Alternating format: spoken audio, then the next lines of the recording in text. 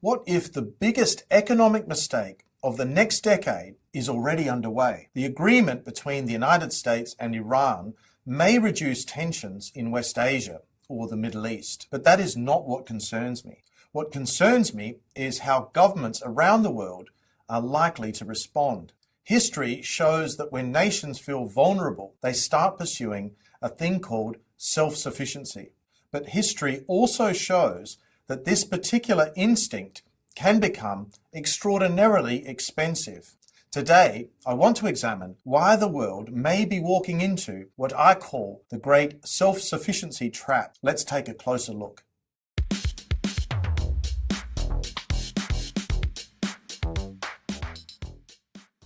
Hello and welcome to Climate Mundial. Over the last few weeks, much of the world's attention has focused on the memorandum of understanding reached between the United States and Iran. Markets have welcomed the prospect of reduced tensions in West Asia or the Middle East, but the agreement locks in the reality that has been clear now for several months. Iran and Oman are in control of traffic going through the Strait of Hormuz. Policymakers hope that the risk of disruption to energy supplies flowing through the strait has diminished. Many wish for a return to the status quo that existed before the 28th of February 2026. But today, I want to explore something very different. What if the most important consequence of this agreement has little, if anything, to do with Iran or the United States? What if its lasting impact is actually the lesson that governments all over the world take from it? Because whether this agreement ultimately succeeds or fails, it has reminded every major economy of a reality that has never really gone away. The modern world remains deeply dependent on critical international logistics networks, especially those needed to sustain international trade and commerce. The Strait of Hormuz crisis has reminded us of this point in the crucial areas of energy, fertilizer, and other vital commodities. When networks, especially those affecting energy and food, appear vulnerable, governments begin to think differently. They start asking difficult questions. What happens if supplies are interrupted? What happens if a geopolitical rival controls a critical node, just like Iran appears to now have over the Strait of Hormuz? What happens if countries around the world can no longer rely on the systems or a status quo that has underpinned prosperity for decades? As governments begin asking those very questions, policies inevitably begin to change. Firms begin asking, what alternatives do we actually have to reduce dependence? To understand what may happen next, let's look at history, because this is not the first time that nations and firms have confronted the challenge of vulnerability within global networks. And history offers an important warning. The pursuit of resilience can be wise, but the pursuit of self-sufficiency for nations can be dangerous. I call this paradox the great self-sufficiency trap, because the next 10 years may not be defined by climate policy, energy policy, or industrial policy alone. They may be defined by how governments answer a single question: how much dependence becomes too much? And the one that follows: if we have reached too much dependence, what exactly can we do about it? The Memorandum of Understanding confirms now that Iran has tremendous leverage over nations that depend on Hormuz. Iran, in all probability, will deploy that leverage responsibly. But can anyone really be sure tensions with the United States and Israel will not flare up again? And what would that mean for commodity traffic through the strait? The global economy is built upon a simple idea. Countries become more prosperous when they specialize, trade, and integrate with one another. Countries naturally tend toward production in areas where they have what is called a comparative advantage, and import products where they do not. Let's have a look at a simple example. Australia enjoys a comparative advantage in production of iron ore and copper, but not in the manufacture of smartphones or cars. Korea, on the other hand, has a comparative advantage in advanced technology, but lacks raw materials. Both countries become wealthier if they can trade with one another. The specialization system generates extraordinary wealth. It has reduced costs accelerated innovation and lifted hundreds of millions of people out of poverty. Yet integration also creates dependence. The more interconnected economies become, the more they rely upon systems that they do not fully control. This is not merely an economic observation. It is a geopolitical reality. Interdependence is not necessarily a source of weakness. The real question is the structure of that interdependence. Vulnerability emerges when countries lack alternatives and become overly dependent on specific suppliers, on specific routes, specific technologies, and specific institutions. In other words, the problem is not interdependence in and of itself. The problem is concentrated dependence. This distinction became painfully clear during the oil shocks of the 1970s. In 1973, oil-producing countries in the Persian Gulf demonstrated the enormous influence that could be exercised through control of a critical resource network. Energy importing economies suddenly discovered that systems they had assumed were stable could become sources of vulnerability. The consequences were profound. Inflation surged. Economic growth slowed. Political leaders faced mounting pressure. The crisis transformed how governments thought about energy security. What is particularly interesting is the way advanced economies actually responded. They did not attempt to become fully self-sufficient. Instead, they pursued two complementary strategies. First, they cooperated. The International Energy Agency was established to coordinate responses, to share information, and to improve collective resilience. Second, they invested in domestic capability. Governments built strategic petroleum reserves. They improved energy efficiency, and they diversified suppliers. They expanded domestic production where it was possible. Notice what they did not do. They did not attempt to eliminate interdependence. They recognized that complete autonomy was neither feasible nor desirable. Instead, they sought a better balance between sovereign capability and international integration. That particular balance proved remarkably successful. Energy security improved. Economic growth resumed. Global markets continued to function. The lesson of the 1970s was not that globalization had failed. The lesson was that resilience matters. We have already seen Saudi Arabia's Aramco propose building strategic storage of oil around the world, hosted by other countries to reduce dependence. JP Morgan suggests that this would become around 350 million barrels of additional storage. But history also provides a cautionary tale. To see it, we need to leave the energy sector and travel to Latin America.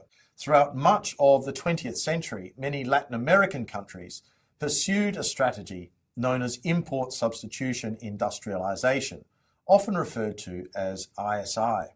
The logic of ISI was straightforward. If dependence creates vulnerability, then countries should produce more of what they consume domestically. Governments protected local industries through tariffs and quotas. They restricted imports. They encouraged domestic manufacturing behind protective barriers. The objective was greater economic autonomy. At first, these policies achieved some notable successes. Industrial capacity expanded. Domestic production increased. Countries became less dependent on certain imports. Yet over time, problems emerged. Protected industries often faced limited competitive pressure. Innovation slowed. Costs increased. Inflation skyrocketed. Technological upgrading became much more difficult. Governments faced growing fiscal burdens.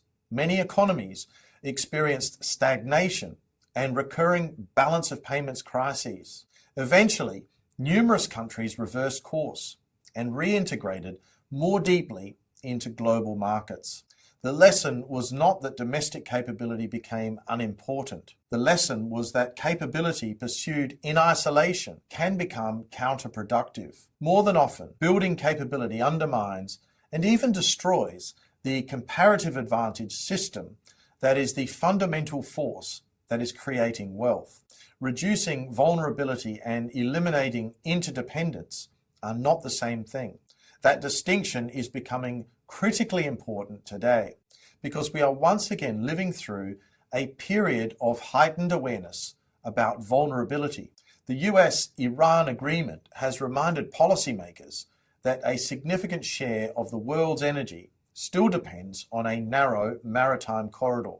The coronavirus pandemic reminded governments that supply chains can break down. Ongoing tensions in Ukraine over the last 2 decades has reminded Europe about the risks associated with gas transit dependence. Growing tensions between the United States and China have highlighted vulnerabilities in semiconductors, critical minerals, and advanced technologies. Across the world, governments are reaching similar conclusions. Resilience matters. The question is how to achieve it. And this is where we need to be particularly careful. The evidence of this shift is already visible across the world's major economies. In Europe, for instance, policymakers have become increasingly concerned about dependence on external suppliers for the materials required for the energy transition. The European Union's Critical Raw Minerals Act seeks to diversify sources of supply, expand domestic processing capability, and reduce excessive reliance on any single country for critical minerals such as lithium, rare earths, cobalt, and graphite. The objective, of course, is resilience.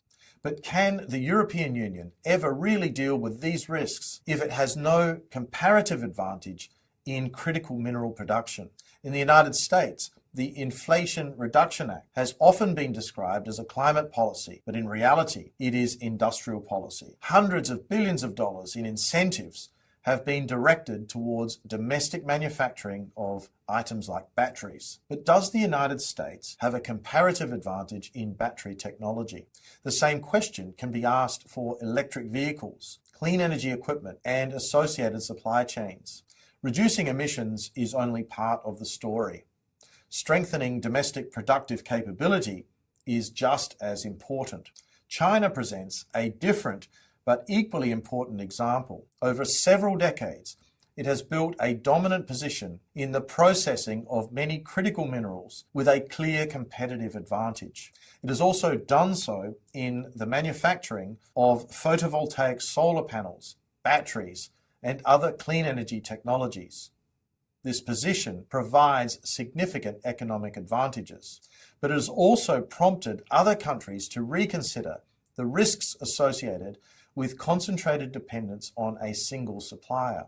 For those thinking that this gives China leverage over countries must think again. China itself has now become dependent on exports. What is striking is that these policies emerge from different political systems and different economic philosophies. The European Union, the United States, and China disagree on many issues, yet all three are pursuing strategies designed to increase resilience within critical economic networks. These are just 3 examples, but we could have an entire episode running through other countries who are now adopting similar approaches. All of these examples show us there is a growing temptation to equate resilience with self-sufficiency. The language varies: strategic autonomy, economic sovereignty, friendshoring, reshoring, onshoring, supply chain security. We've heard many terms, but beneath these different labels lies a common impulse, and that is the desire to reduce dependence. In moderation, this can make sense. Diversification is prudent. Redundancy can become valuable. Domestic capability often deserves investment. The danger, however, arises when these objectives evolve into a broader pursuit of self-sufficiency. But no modern economy is truly self-sufficient.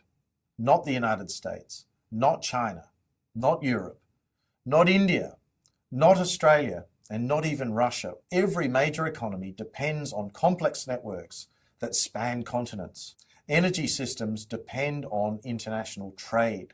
Manufacturing depends on global supply chains. Technology depends on international knowledge flows. Financial systems depend on cross-border capital flows. Even food systems rely upon global inputs, logistics, and markets. The pursuit of complete autonomy would not eliminate these realities. It would simply make them more expensive. And this is where climate and energy policy enter the picture. Many people assume that climate policy is primarily about reducing emissions. Increasingly, however, it is about competitiveness, resilience, and also industrial capability. Consider batteries, consider solar panels, consider critical minerals, consider hydrogen, consider transmission infrastructure. These are not merely environmental issues. These are strategic assets. Governments want secure access. They want domestic industries. They want high-quality jobs. They want to avoid dependence on any rivals. These objectives are clearly understandable, but they can also create new tensions. A country may want domestic battery manufacturing, yet it may depend on imported lithium. It may depend on foreign processing capacity. It may depend on technologies that are developed elsewhere. In practice, resilience often requires participation in multiple networks rather than withdrawal from them. And this is why I believe the coming decade will be defined by a balancing act. Governments will seek greater sovereign capability. They will invest in domestic industries. They will seek to diversify suppliers. They will strengthen critical infrastructure. But successful countries are unlikely to be those that pursue isolation. They are more likely to be those that combine capability with openness, those that maintain access to international networks while reducing excessive dependence on any single node, those that manage interdependence rather than reject it. The framework I find most useful for understanding this challenge is what I call the balance between sovereign capability and managed interdependence. Too little capability creates vulnerability. Too little interdependence creates inefficiency and also cost. The objective is not to maximize either one. The objective is to find an appropriate balance between them. History suggests that this balance is tremendously difficult to achieve. Periods of crisis push governments towards capability building. Periods of stability encourage greater integration. The relationship is dynamic rather than static, but the underlying tension never fully disappears. And that is why the implications of the US-Iran agreement extend far beyond West Asia or the Middle East. The agreement itself may prove successful. It also may not. Time will tell. But regardless of its ultimate fate, it has highlighted an enduring reality of the 21st century. We live within networks that simultaneously create prosperity, but also vulnerability. The challenge facing policymakers is not whether they should pursue resilience. They clearly should. Governments would be derelict in their duties if they did not. But the challenge is how to build resilience without sacrificing the benefits of interdependence. The lesson of the 1973 oil crisis was not that globalization had failed. The lesson was that resilience matters. The lesson of Latin American import substitution was not that domestic capability is unnecessary. The lesson was that capability without openness can actually become a source of weakness. Today, governments around the world are once again searching for the right balance. The choices they make will shape not only energy security, but industrial policy, climate policy, economic growth, and international relations for decades to come. And that is why the most important question after the US-Iran agreement may not be what happens in Tehran or Washington. It may in fact turn out to be what governments everywhere decide to do next. Thank you for watching Climate Mundial. If you enjoyed this analysis, please like the video, subscribe to the channel, and share. I look forward to seeing you in the next episode. Bye for now.